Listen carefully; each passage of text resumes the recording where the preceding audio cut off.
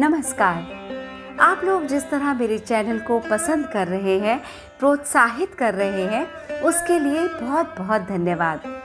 आप लोगों की पसंद को ध्यान करते हुए ही मैं कहानियों और कविताओं का चयन कर रही हूँ।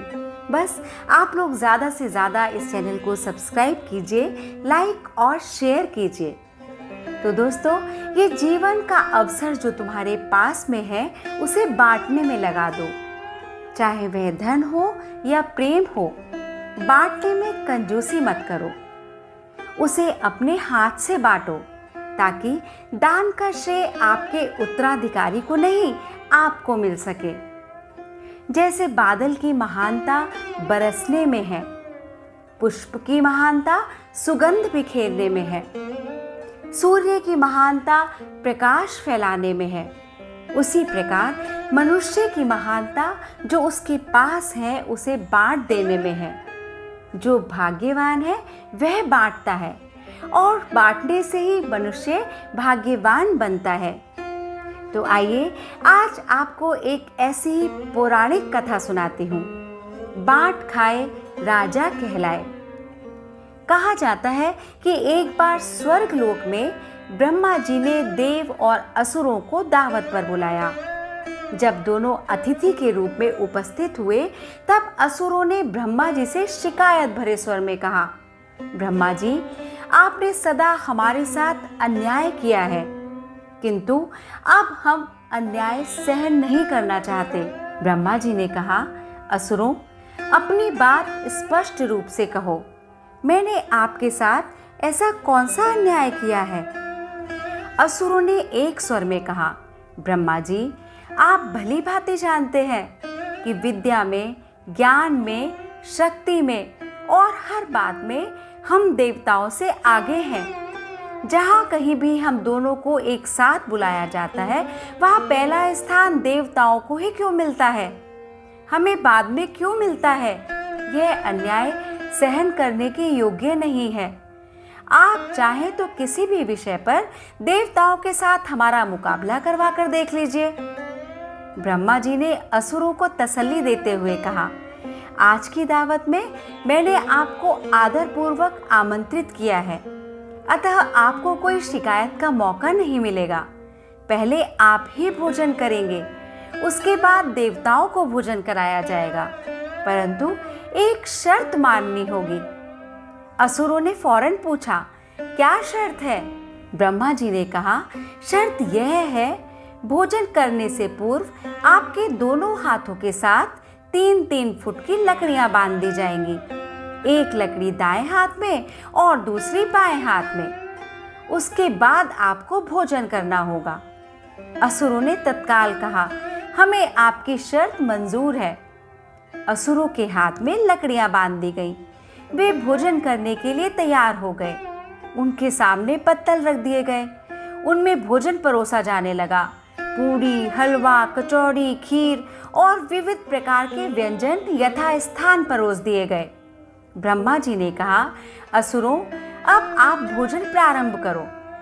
असुरों ने खाने के लिए हाथ आगे बढ़ाए। उन्होंने हाथ से पूरी उठाई और मुंह में डालने की चेष्टा करने लगे, परंतु उनके हाथों में लकड़ियां बंधी होने से हाथ मुड़ ही नहीं सकता था।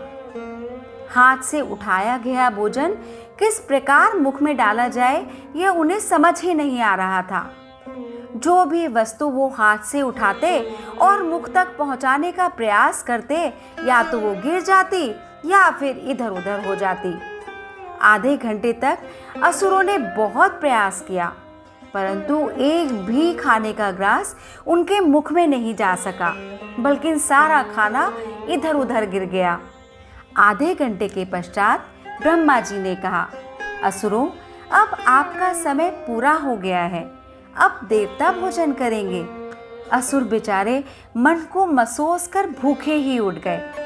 अब उनके मन में कौतूहल पैदा हो गया, देखते हैं देवता कैसे भोजन करते हैं। असुरों के उठने के बाद उस स्थान को साफ किया गया। नई पतलें रखी गई। उन पतलों के आसपास देवताओं को बैठा दिया गया। देवों के हाथों में भी 3-3 फुट की लकड़ियां बांध दी गई। उनकी पत्तलों में पूर्ववत सारे व्यंजन परोस दिए गए। ब्रह्मा जी ने आदेश दिया, देवों, अब आप भोजन प्रारंभ करो। देवताओं ने एक स्वर में कहा, ब्रह्मा जी, हम भोजन अवश्य करेंगे, परंतु एक दूसरे के आमने सामने बैठकर खाएंगे। देखते देखते सारे देवता पंक्तिबद्ध होकर ठीक एक दूसरे के सामने बैठ गए और बोले, अब हमारी पत्तलें हमारे सामने रख दीजिए। ब्रह्मा जी ने वैसी ही व्यवस्था करवा दी। देवताओं ने भोजन करना प्रारंभ किया। एक देव ने अपने हाथ से सामने बैठे हुए देवता के पत्तल से पूरी उठाई और उनके मुख में डाल दी। ठीक वैसे ही सामने बैठे हुए देव ने उनके पत्तल से पूरी उठाई और उनके मुख में डाल दी। इस प्रकार सब देवताओं ने परस्पर एक दूसरे को भोजन खिला दिया।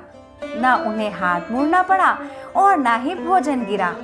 उन्होंने सारे व्यंजन खा लिए और सबका पेट भर गया। असुर आंखें फाड़कर देवताओं की यह सुंदर प्रक्रिया देखते ही रह गए और वे सोचने के लिए मजबूर हो गए कि अच्छा होता अगर देवता ही पहले भोजन कर लेते, तो शायद हमें भूखा ना रहना पड़ता और ना ही ये अपमान सहना पड़ता। अंत में ब्रह्मा जी ने असुरों को लक्ष्य करते हुए कहा, असुर और देवताओं में यही अंतर है। असुर केवल अपना पेट भरना चाहते हैं, परंतु नहीं भर पाते, तथा देवता दूसरों को खिलाकर प्रसन्न होते हैं। उनकी भावना औरों को खिलाने की होने से उनका पेट स्वयं ही भर जाता है। जो देता है, बांटता है, वह देवता है।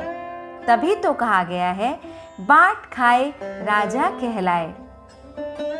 तो दोस्तों, आपको ये कहानी कैसी लगी? प्लीज़ कमेंट बॉक्स में ज़रूर बताइएगा। और हाँ, इस चैनल को सब्सक्राइब कीजिए, लाइक कीजिए और शेयर कीजिए।